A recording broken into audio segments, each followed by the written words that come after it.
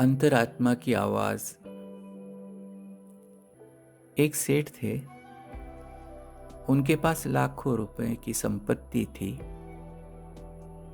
बड़ी हवेली थी। देश विदेश में फैला कारोबार था।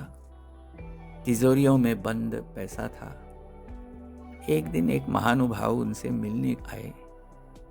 बातचीत में उन्होंने कहा, सेठ जी, अब तो महंगाई बेहिसाब बढ़ गई है। चीजों के दाम दुगने हो गए हैं। आपकी संपत्ति भी बढ़कर अब करोड़ों रुपए की हो गई है। सेठ ने गंभीरता से उनकी ओर देखा, फिर बोले, मेरी संपत्ति करोड़ों रुपए की? उन महानुभाव ने मुस्कुराकर कहा, सेठ जी, आप घबराए नहीं। मैं राजस्व विभाग का आदमी नहीं हूं। मैंने तो सहज भाव से कह दिया था कि चीजों के दाम बढ़े हैं तो आपकी जमीन जायदाद के दाम भी बढ़ गए होंगे। सेठ बहुत ही धार्मिक प्रवृत्ति के आदमी थे। विरक्त भाव से उन्होंने कहा, मेरी संपत्ति है कहां?